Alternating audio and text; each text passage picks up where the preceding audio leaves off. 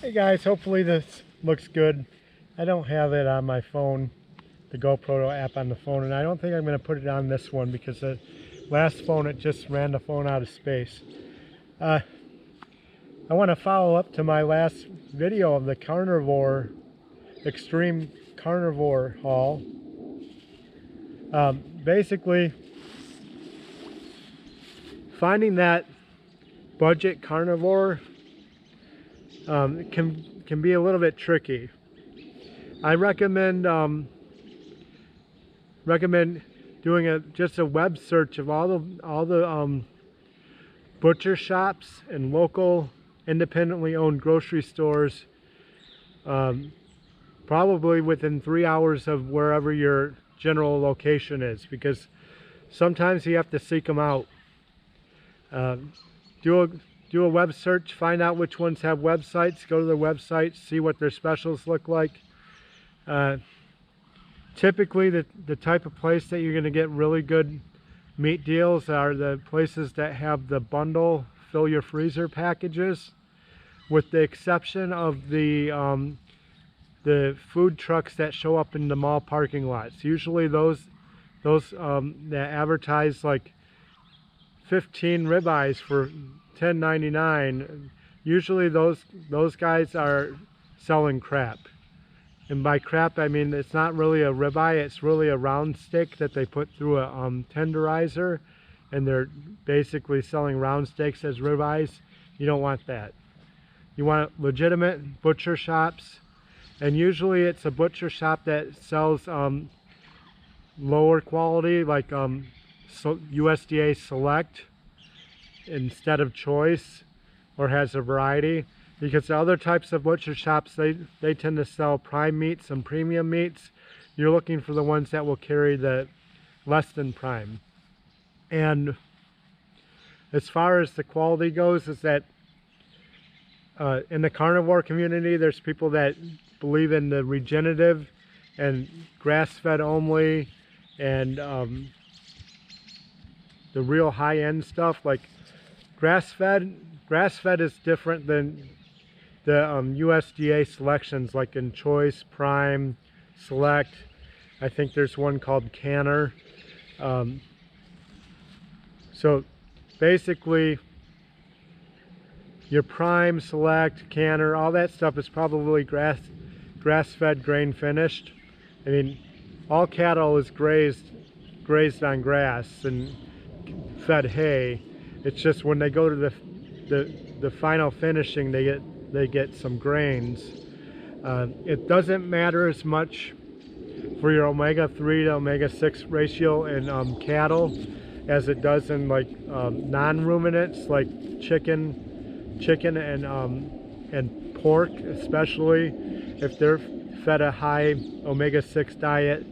They'll carry on that omega-6 into their meats, and obviously omega-3 fatty acids are better than omega-6s, but my argument is that all meat pork diet is better than going back down the road of the ultra processed foods, eating pizza, cereal, grains, bread, starches, and ultra processed foods. So it's 100 times better to have a less than optimally fed chicken egg than it is to have a bowl of cereal instead. So I really want to reach out to those guys leaving comments on about the food quality being low.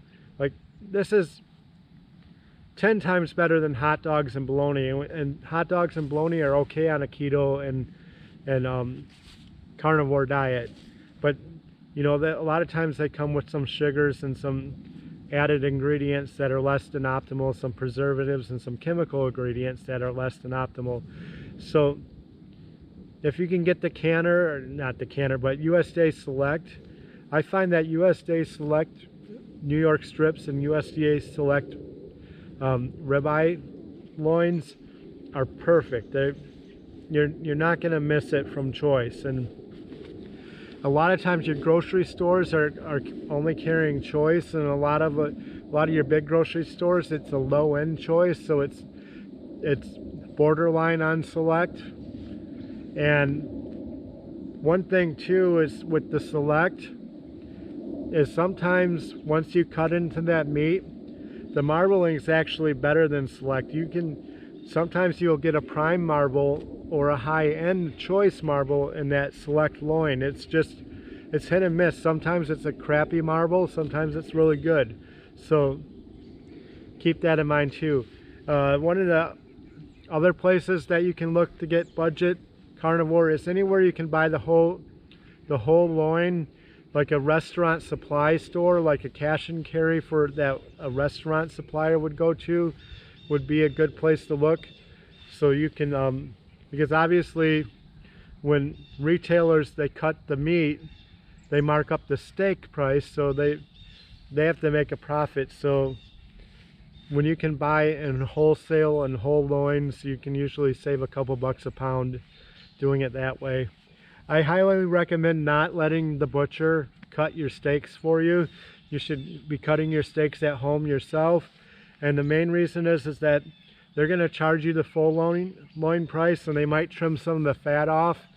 And the fat's the optimal part too, is like we should be eating our fats off the meat. So when you let them cut it, they might cut some of the fat off, and then they're going to charge you the full weight, and you're not going to get the fat. It's going to go in the trimming container.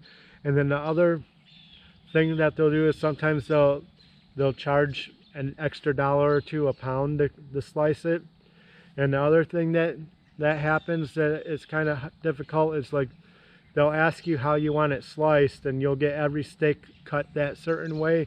And when you bring it home and cut it yourself, you can maybe cut 3 of them 2 inches, 3 of them 1 inch. You can vary the size and have different size steaks to your liking in your own freezer. So I highly recommend just finding a place that's going to sell you the whole loin. That's the cheapest way to do it. The most expensive way to do budget carnivore is to buy markdowns at a grocery store. Often the markdowns are still more expensive than just going out and finding the whole loin, unless the grocery store's marking down an entire loin. But a lot of times grocery stores don't specialize in selling whole loins, so usually the price is more expensive than the butcher shop that typically sells in bulk. And I would definitely consider doing a 2 to 3 hour drive to obtain this meat, especially if, depending on your budget and your freezer space. If you got freezers to fill, go 3 hours, do it once or twice a year. It's going to save you enough money to make it pay for itself. A new freezer is like $100, so a lot of times you can pay for that freezer in just the savings alone your first trip. So, and you can also do things like bring chest coolers and buy dry ice and keep that meat cool and safe if you're doing an extended trip. I know that when I go on my road trips, sometimes I go down south and I'm like, look at the milk prices. Our milk here is $1 a gallon. I go down south and it's like $3 a gallon, and the food's so much more expensive. So maybe consider a road trip up here and stock up, haul it home, and just fill that freezer once or twice a year. Again, my budget videos are aimed at the low income carnivore, so please tone down the rhetoric in the comment section about, oh, this food's crap, the omega-6, the omega-3. Like, I'm trying to reach out to the other 400-pound Rons out there that are trying to make their lifestyle changes, and maybe all they can do is eat at Walmart. I mean, that's my budget personally, is a Walmart budget. I can't afford to go out to buy $10 a pound ribeyes. I can't do it. I can't afford $18 an hour, $18 ribeyes. Yeah, we got traffic. I'm apologizing for that. I'm trying to make better videos and we're at least on a tripod. So well, back into my story is I lost 200 pounds just going to Whole Foods, eating keto. Pretty much I'm a Monday through Friday carnivore. I don't have the autoimmune stuff, so I just eat the carnivore for the simplicity, because it's super easy to take a steak from the freezer, put it in the fridge, come home, cook it 3 minutes on each side. It's faster than the cook than a TV dinner, and it's simpler, and it's it really makes a difference. You feel better, you get more energy, you lose weight, insulin sensitivity improves, and you can do more things, and you can be worth more money, and you can be around for a long time and mobile and do all sorts of things when you go Whole Foods. Your steak's a whole food, like, and there's no hate on vegetables here. If you want to do vegetables, do your vegetables. The people on carnivore that are suffering autoimmune, like arthritis, rheumatoid arthritis, Crohn's disease, like they need to, eczema, they may need to do just pure carnivore. But if you're not suffering from those ailments, don't worry about like the dogma. You don't have to do full carnivore. You can be carnivore-ish. You can do keto. You can do paleo. I really think that the diet wars is more ancestral eating. If this Colin guy I watch, he says it like, don't eat anything that wasn't readily available 200 years ago. So that's my philosophy. Like, you know, cereal. Everybody loves the cereal aisle, but cereal is only like 150 years old. Your vegetable and seed oils, they only been around like 150 years. Like before that, it was animal fats and stuff, and like people didn't have heart attacks or type 2 diabetes. They had other things. They died of syphilis. They died because there wasn't antibiotics. They died in traumas because, you know. So if we can get this metabolic health stuff, this diabetes, this dementia, all this heart disease, all this metabolic crap out of the way, and then combine the modern medicine, like the good trauma care, the antibiotics, the infection care, like you can really optimal your life and live a strong, healthy life. And you know, I was telling my friend the other day, like, you don't want to die a metabolic death. That's slow. You end up in a nursing home, they sell all your assets, you don't leave an inheritance. It's really crappy way to go.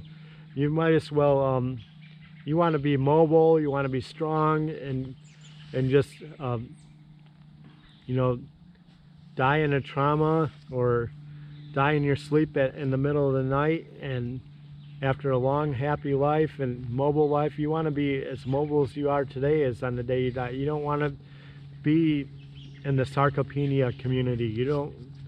That's not a good way to go. That's painful. That's, you know, it's just,